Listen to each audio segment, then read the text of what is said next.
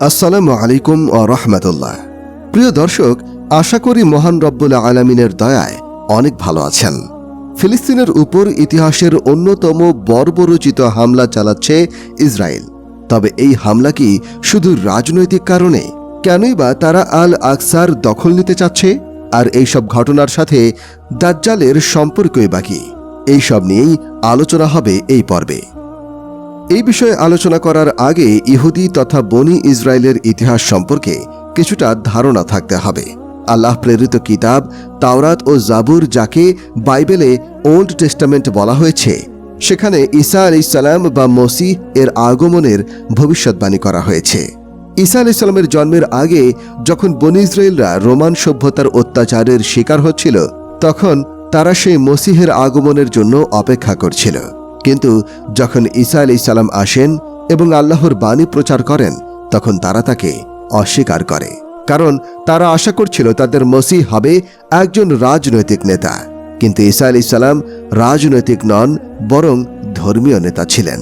তাই বাইবেলে বর্ণিত মসিহের সব বিবরণ ঈসা আলাইহিসসালামের সাথে মিলে যাওয়ার পরেও তারা তাকে অস্বীকার করে। আর রোমান রাজার কাছে তারা নালিশ দেয় যেন ঈসা আলাইহিসসালামকে ক্রুশবিদ্ধ করা হয়। কারণ হিসেবে তারা বলে, তিনি রোমান রাজাকে পরাজিত করতে এসেছেন। চোখের সামনে সত্যকে দেখার পরেও তারা সেই সত্য অস্বীকার করে। তাই আল্লাহ তাআলা বনী ইসরায়েলকে অভিশপ্ত জাতি বলেন। আর ইসরাইল আলাইহিসসালামের পর বনী ইসরায়েলদের কাছে আর কোনো নবী পাঠাননি। আল্লাহ তাআলা কোরআনে বলেন, বনী ইসরায়েলদের মধ্যে যারা অবিশ্বাস করেছিল তারা দাউদ ও মরিয়ম পুত্র ঈসা কর্তৃক অভিশপ্ত হয়েছিল, কারণ তারা ছিল অবাধ্য ও সীমা লঙ্ঘনকারী। সূরা মাইদা আয়াত ৭৮। তারা ঈসা আলাইহিসসালামকে অবিশ্বাস করলেও তাদের বিশ্বাস যে মসিহ আসবেন, কিন্তু সেই মসিহ আসার আগে তাদের ৩টি শর্ত পূরণ করতে হবে। ১. সব ইহুদিদের তাদের প্রমিসড ল্যান্ড বা প্রতিশ্রুত ভূমিতে একত্রিত হতে হবে।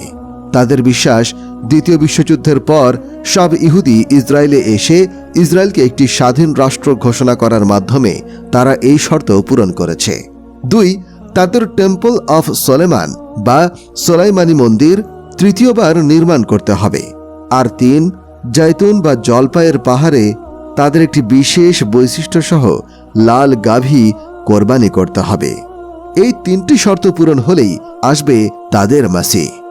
তাদের মতে প্রথম শর্ত পূরণ হলেও আরও ২টি শর্ত পূরণ হওয়া এখনও বাকি, যার একটি হচ্ছে তৃতীয় সোলাইমানি মন্দির নির্মাণ।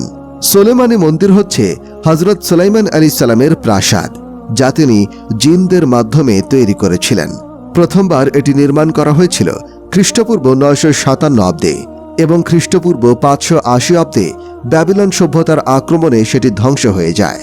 তবে সেই প্রাসাদের পশ্চিম পাশের দেয়ালটি অবশিষ্ট রয়ে যায়, যাকে বর্তমানে ওয়েটার্ন ওয়াল বলা হয়।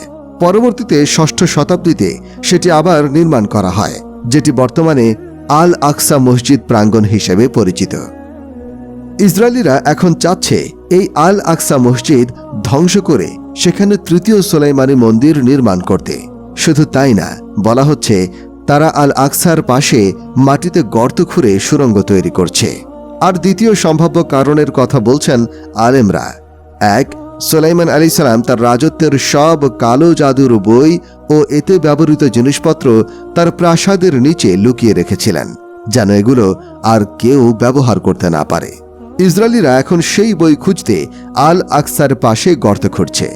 আর দ্বিতীয় সম্ভাব্য কারণ হচ্ছে এই গর্তের কারণে আল আকসার ভিত্তি দুর্বল হয়ে যাবে, আর তা আপনা আপনিই ধ্বংস হয়ে যাবে। ফলে বিশ্বের কাছে তাদের জবাবদিহি করতে হবে না। আর তৃতীয় শর্ত হিসেবে তারা এখন হন্যে হয়ে সারা পৃথিবী জুড়ে লাল গাভী খুঁজছে এবং বিশ্বের নানা প্রান্ত থেকে লাল গাভী সংগ্রহ করে তার উপর পরীক্ষা নিরীক্ষা চালাচ্ছে। ২০১৫ সালে যুক্তরাজ্যের পত্রিকা দ্য গার্ডিয়ানে প্রকাশিত এক প্রতিবেদনে বলা হয় যে ইহুদিরা গবেষণার জন্য টাকা বিনিয়োগ করছে যেন একটি নিখুঁত লাল গাভী তারা উৎপাদন করতে পারে। কেউ কেউ দাবি করছে তারা সেই লাল গাভীটি পেয়েও গেছে। এখন বাকি আছে আল আকসা ধ্বংস করে তৃতীয় মন্দির নির্মাণ। তবেই চলে আসবে তাদের মাসিহ। কিন্তু কে এই মাসিহ? রাসূল সাল্লাল্লাহু আলাইহি ওয়াসাল্লামের হাদিস অনুযায়ী ইহুদিদের মধ্য থেকে রাজনৈতিক ও অলৌকিক ক্ষমতাধর একজন ব্যক্তি যে নিজেকে মাসিহ বা ঈসা আলাইহিসসালাম দাবি করবে, সে হবে দাজ্জাল।